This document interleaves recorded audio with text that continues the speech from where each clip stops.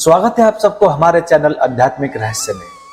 हमारे साथ इस रामायण की यात्रा में जुड़ने के लिए बहुत बहुत धन्यवाद। अगर आप पहली बार हमारे चैनल पे आए हो तो प्लीज चैनल को सब्सक्राइब जरूर करें। तो चलिए शुरू करते हैं। बालकांड 42वां सर्ग। अंशुमान और भगीरथ की तपस्या। ब्रह्म जी का भगीरथ को अभिष्ट वर देकर गंगा जी को धारण करने के लिए भगवान शंकर को राजी करने के निमित्त प्रयत्न करने की सलाह देना।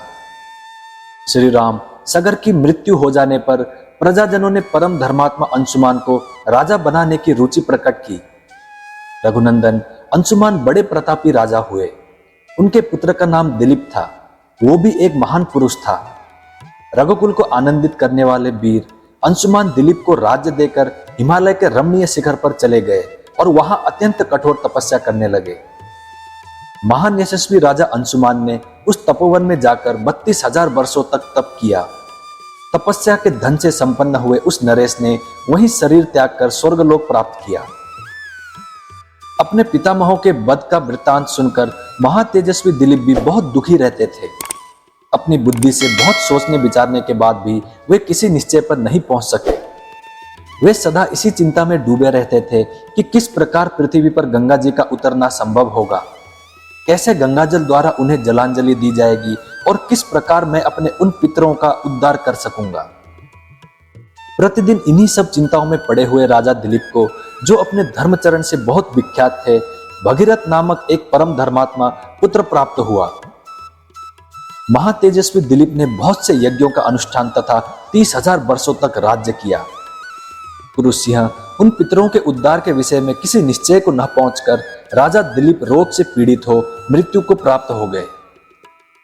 पुत्र भगीरथ को राज्य पर अभिषिक्त करके नरश्रेष्ठ राजा दिलीप अपने किए हुए पुण्य कर्म के प्रभाव से इंद्रलोक में गए। रघुनंदन धर्मात्मा राजर्षि महाराज भगीरथ के कोई संतान नहीं थी। वे संतान प्राप्ति की इच्छा रखते थे तो भी प्रजा और राज्य की रक्षा की भार मंत्रियों पर रखकर गंगा जी को पृथ्वी पर उतारने के प्रयत्न में लग गए और गोकर्ण तीर्थ में बड़ी भारी तपस्या करने लगे।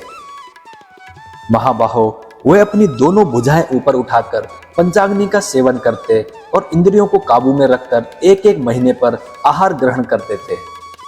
इस प्रकार घोर तपस्या में लगे हुए महात्मा राजा भगीरथ के 1000 वर्ष व्यतीत हो गए। इससे प्रजाओं के स्वामी भगवान ब्रह्मा जी उन पर बहुत प्रसन्न हुए। पितामह ब्रह्मा ने देवताओं के साथ वहां आकर तपस्या में लगे हुए महात्मा भगीरथ से इस प्रकार कहा, महाराज भगीरथ, तुम्हारी इस उत्तम तपस्या से मैं बहुत प्रसन्न हूं। श्रेष्ठ व्रत का पालन करने वाले नरेश्वर, तुम कोई वर मांगो। तब महातेजस्वी महाबाहु भगीरथ हाथ जोड़कर उनके सामने खड़े हो गए और उन सर्वलोक पितामह ब्रह्मा से इस प्रकार बोले, भगवान, यदि आप मुझ पर प्रसन्न हैं और यदि इस तपस्या का कोई उत्तम फल है तो सगर के सभी पुत्रों को मेरे हाथ से गंगा जी का जल प्राप्त हो। इन महात्माओं की भस्म राशि के गंगा जी के जल से भीग जाने पर मेरे उन सभी प्रतिपितामहों को अक्षय स्वर्गलोक मिले। देव, मैं संतति के लिए भी आपसे प्रार्थना करता हूँ, हमारे कुल की परंपरा कभी नष्ट ना हो। भगवान, मेरे द्वारा मांगा हुआ उत्तम वर संपूर्ण इक्ष्वाकु वंश के लिए लागू होना चाहिए।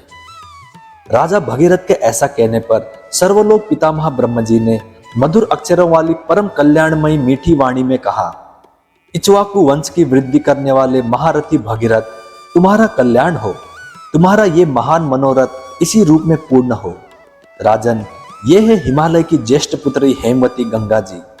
इनको धारण करने के लिए भगवान शंकर को तैयार करो। महाराज, गंगा जी के गिरने का वेग यह पृथ्वी नहीं सह सकेगी। मैं त्रिशूलधारी भगवान शंकर के सिवा और किसी को ऐसा नहीं देखता जो इन्हें धारण कर सके। राजा से ऐसा कहकर लोक सृष्टा ब्रह्म जी ने भगवती गंगा से भी भगीरथ पर अनुग्रह करने के लिए कहा। इसके बाद वे संपूर्ण देवताओं तथा मरुदगणों के साथ स्वर्गलोक को चले गए। इस प्रकार श्री वाल्मीकि निर्मित आर्ष रामायण आदि काव्य के बालकांड में 42वां सर्ग पूरा हुआ। मैं उम्मीद करता हूं श्री राम जी आपकी सारी मनोकामनाएं पूरी करें। जय श्री राम, जय हनुमान। अब मिलते हैं अगली वीडियो में।